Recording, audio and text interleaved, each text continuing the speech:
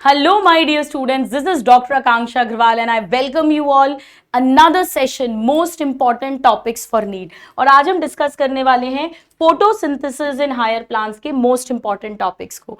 वैसे तो पूरा चैप्टर इंपॉर्टेंट है और बहुत मजेदार है, बट फिर भी अगर हम मोस्ट इंपॉर्टेंट की बात करें तो माय डियर स्टूडेंट, सबसे पहले इसमें हमें अर्ली एक्सपेरिमेंट्स का थोड़ा सा आइडिया होना चाहिए। पर्टिकुलरली अर्ली एक्सपेरिमेंट्स में जो क्वेश्चन आता है वो एंजल मैन वाले पर तो आता ही है कॉमनली। सो एंजल मैन को एंजल मैन जो है उन्हें हम एंजल ऐसे याद रख सकते हैं ए से, ठीक है। तो हम कैसे याद रखेंगे? ए एंजल मैन का ए बना देती हूं। और ए मतलब देखो ये प्रिज्म जैसा दिख रहा है, तो इन्होंने प्रिज्म यूज की थी और ए से इन्होंने एरोबिक बैक्टीरिया का सस्पेंशन बनाया था, ठीक है। और ए से इन्होंने एल्गी लिया था, क्लैडोफोरा फोटोसिंथेसिस जो करेगा। और ए से इन्होंने पहला एक्शन स्पेक्ट्रम दिया था, यानी इन्होंने हमें बताया था कि जो मैक्सिमम फोटोसिंथेसिस होता है वो ब्लू एंड रेड लाइट में होता है, ठीक है। तो इनको जरूर याद रखना है। इसके अलावा हमें प्रीस्ली का एक्सपेरिमेंट भी आना चाहिए जिसके थ्रू ऑक्सीजन की खोज हुई थी, वो जो बेल जार वाला एक्सपेरिमेंट है। तो ये दो तो बहुत इंपॉर्टेंट है ही माय डियर स्टूडेंट्स। बाकी खैर एनसीईआरटी का तो कुछ आ ही सकता है, पर ये बहुत इंपॉर्टेंट है। नाउ इसके बाद ऑफ कोर्स मीजोफिल सेल में सबसे ज्यादा होगा, वहीं पर क्लोरोप्लास्ट में होगा और क्लोरोप्लास्ट के अंदर भी clear cut division of labour होगा। नाउ यहां पर हमें सबसे पहले लाइट एंड डार्क रिएक्शन, तो लाइट रिएक्शन के अंदर हमें पता होना चाहिए कि लाइट रिएक्शन जो है वो थाइलाकॉइड यानी ग्रैनम एंड स्ट्रोमल लैमेली में होगी। लाइट रिएक्शन के अंदर सबसे पहले लाइट पड़ेगी तो पानी टूटेगा, यानी वाटर का फोटोलाइसिस, वाटर की स्प्लिटिंग होगी लाइट पड़ने से।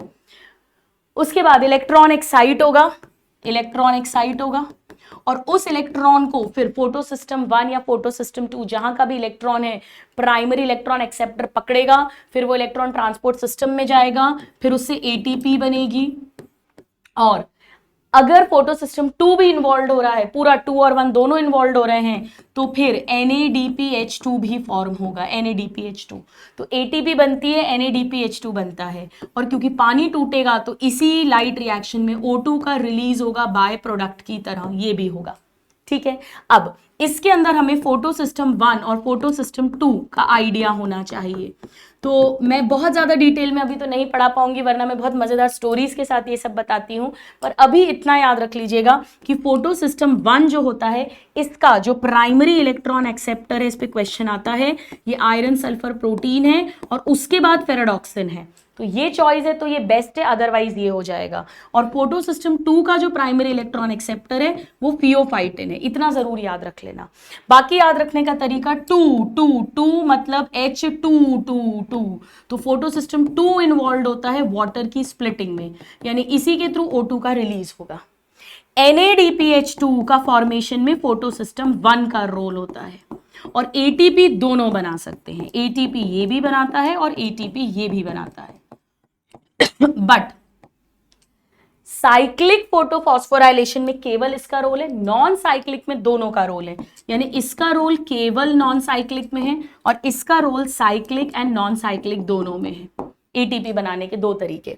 आप इसको ऐसे याद रख सकते हो कि ये फर्स्ट रैंकर है, तो इसका जो रिएक्शन सेंटर है वो ज्यादा नंबर लाया है, P700, 700 नैनोमीटर तक की लाइट ये एब्जॉर्ब कर सकता है, इसका जो रिएक्शन सेंटर है।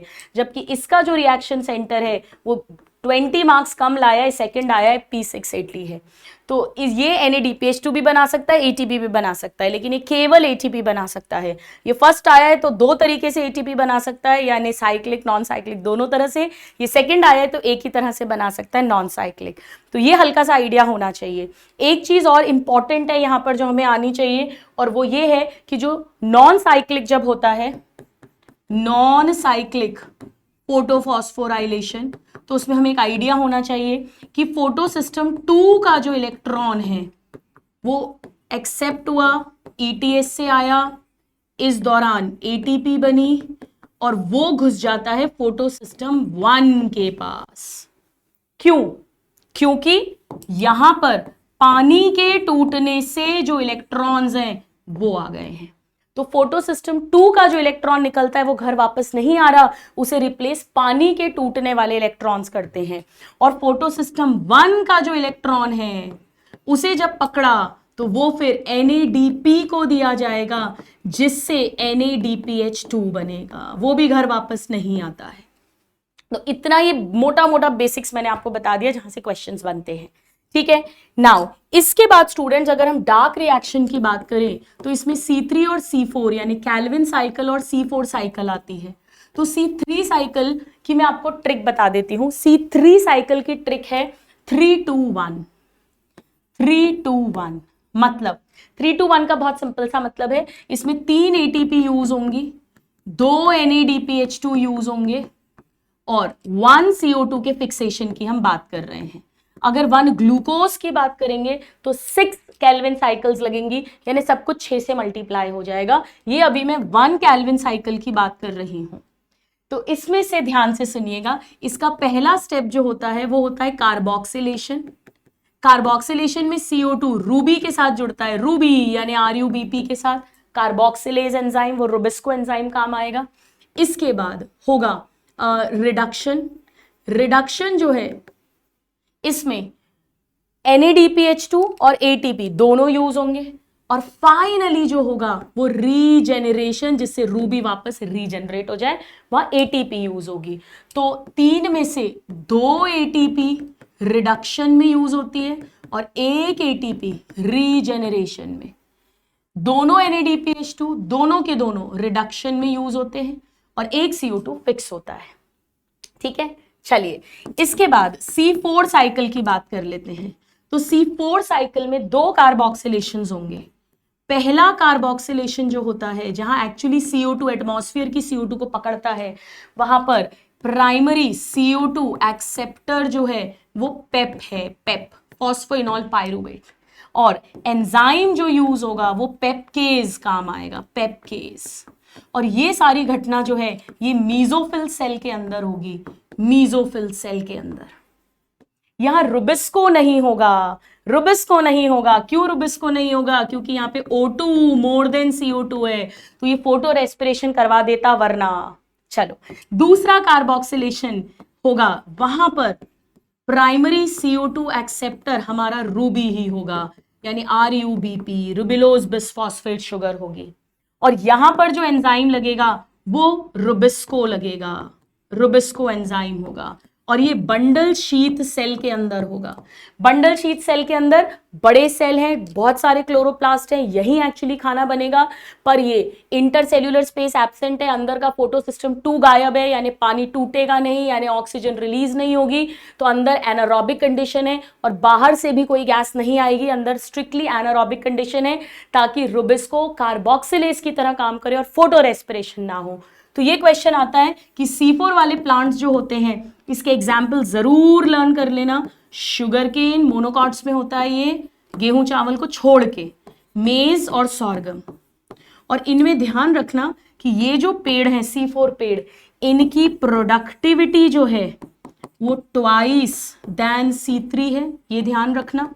और वाटर का जो लॉस ये करते हैं वो हाफ एज C3 है, यानी पानी आधा लॉस करते हैं और खाना डबल बनाते हैं। और ये क्वेश्चन आता है कि इनकी प्रोडक्टिविटी ज्यादा क्यों है? वाई? बिकॉज इनमें फोटो रेस्पिरेशन एब्सेंट होता है C4 में। और क्यों एब्सेंट होता है? क्योंकि जहां रुबिस्को होता है वहां पर हम ऑक्सीजन को आने नहीं देते। तो ये बात अच्छे से ध्यान रख लेना, ये मोस्ट इंपॉर्टेंट था जो मुझे आपको बताना था, ठीक है।